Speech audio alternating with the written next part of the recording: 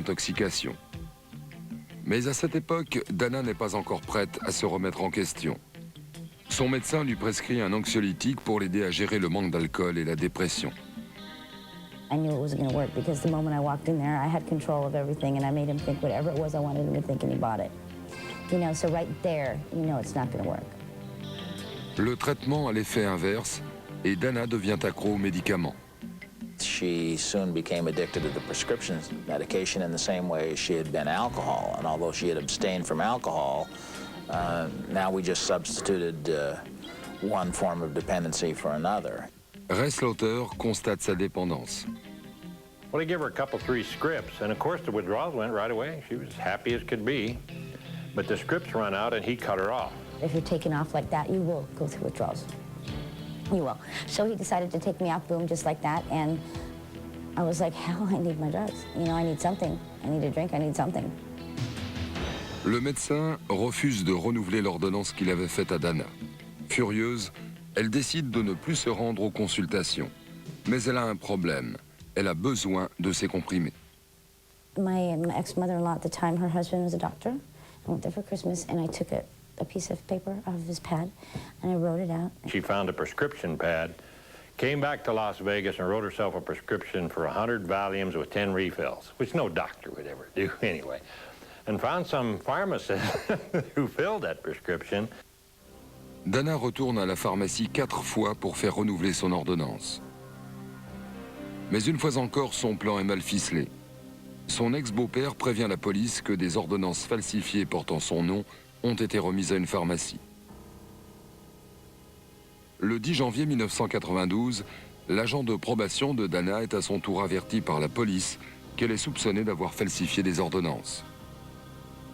11 jours plus tard, alors que la police est sur le point d'arrêter Dana, elle se rend de plein gré chez son agent de probation. While she was in the probation office, they were in the process of preparing an arrest warrant and a revocation hearing, or papers for her, unbeknownst to her.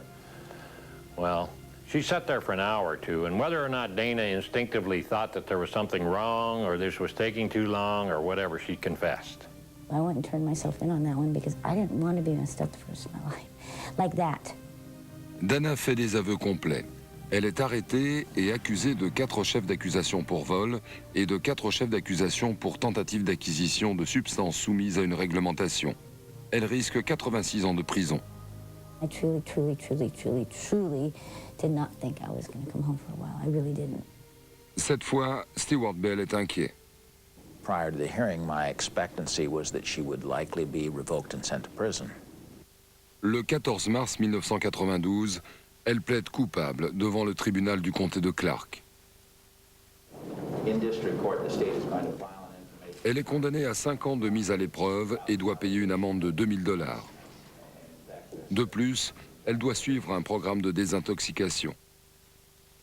Cette fois-ci, Dana accepte de recevoir de l'aide.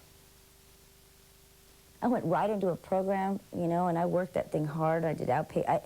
The thing about the program for me, it wasn't so much about being sober, but it was so much about identifying with what made me want to completely intoxicate myself.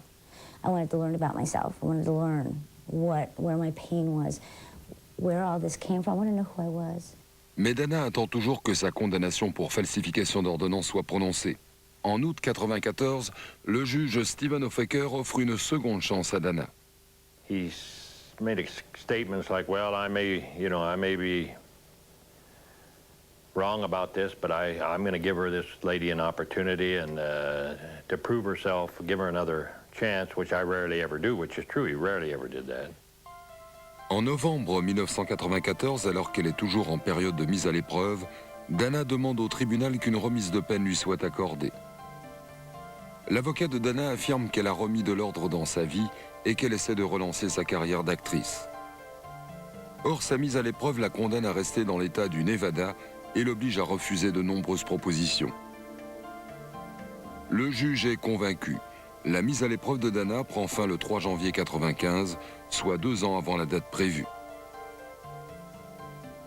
Même si Hollywood n'offre pas à Dana ce qu'elle espérait, elle réussit à obtenir quelques rôles. You gotta make it alone in this world. All I need is one show. The talent's there. It's just a question of time. En 1995, elle interprète le rôle principal d'une pièce produite par une petite compagnie canadienne. Et en 1997, Dana joue dans un film ironiquement intitulé Different Strokes, le nom de la série Arnold et Willie aux États-Unis. I will honestly say that's the only film I've ever taken for money. I thought, well, okay, few days, you know, nice wad of money. Let's try it, why not? Seul point commun entre le long métrage et la série, le titre. En effet, ce film classé X contient une scène dans laquelle Dana a une relation sexuelle avec une femme. I played a lesbian in this film, right, which is already controversial. So I'm thinking, okay, this is cool, you know, this is going to be fun because people are like totally going to get off on this one. And then it turned out that I had this love scene with a woman. Well, our nipples touched, and now it's X-rated. I'm in a porno. Pain. There's like no connection ever with anything that means anything that's simple and real. Elle voudrait t'avoir. Elle était excellente, incroyablement belle.